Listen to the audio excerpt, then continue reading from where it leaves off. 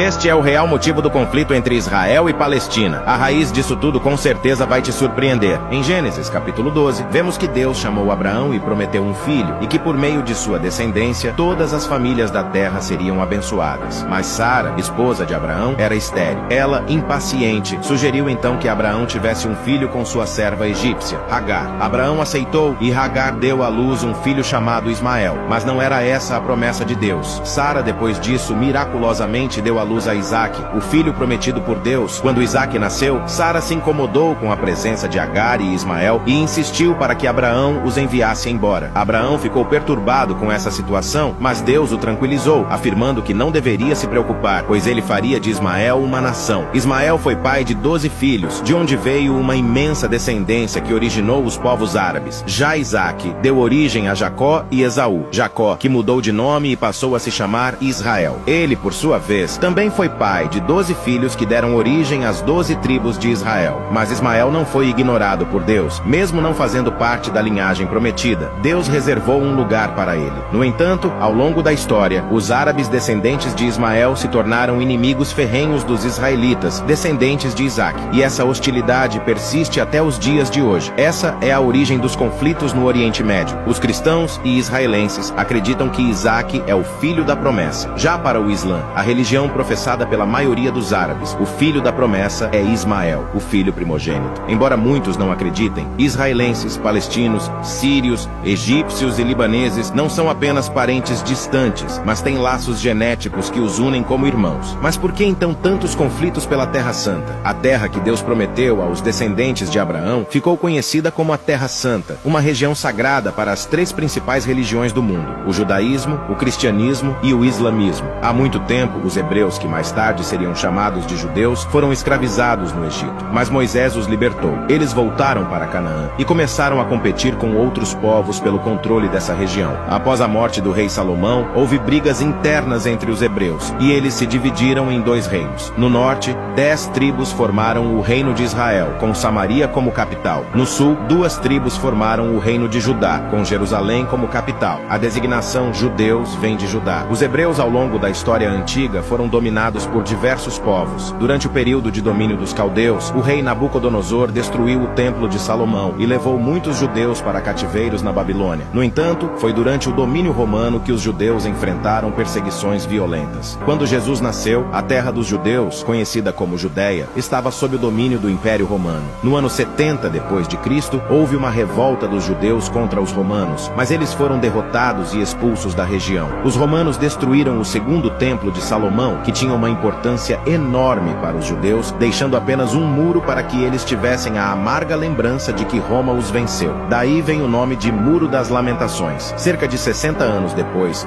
os judeus tentaram recuperar o território, mas novamente foram derrotados. O imperador romano Adriano não apenas os expulsou novamente, mas também deu um novo nome à região, Palestina, em homenagem aos filisteus, inimigos dos judeus. Incapazes de resistir à opressão romana, os judeus começaram a se espalhar pelo mundo, mas com a promessa de um dia retornarem. Enquanto os judeus estavam espalhados ao redor do mundo, a Palestina começou a ser habitada por várias tribos árabes. O Monte Moriá é um local muito sagrado. É identificado na tradição judaica como o Monte do Templo, uma vez que no local estavam construídos o primeiro e o segundo Templo de Jerusalém, onde hoje existe uma mesquita. Por esses e outros motivos, a Terra Santa é um lugar muito sagrado e disputado tanto para judeus quanto para muçulmanos. E é por essa razão que os judeus não podem construir seu terceiro templo lá. Se eles derrubarem a mesquita muçulmana em Jerusalém, desencadearia uma grande guerra entre os povos. No entanto, por milhares de anos na história do Oriente Médio, esses povos viveram em relativa paz. A causa maior da hostilidade tem origem mais recente, em 1948. Após a Segunda Guerra Mundial, a ONU concederam aos judeus uma parte da terra de Israel, que na época era habitada por árabes. A maioria dos árabes protestou e em menos de 24 horas após a fundação de Israel como nação, as nações árabes se uniram e atacaram Israel, mas foram derrotados. Desde então, existe este conflito e ambos os lados têm suas justificativas e erros, e a paz permanece distante. Enquanto a resolução do conflito não vem, oremos pela paz dessas nações. O Salmo 122 diz: rogai pela paz de Jerusalém, prosperem aqueles que te amam.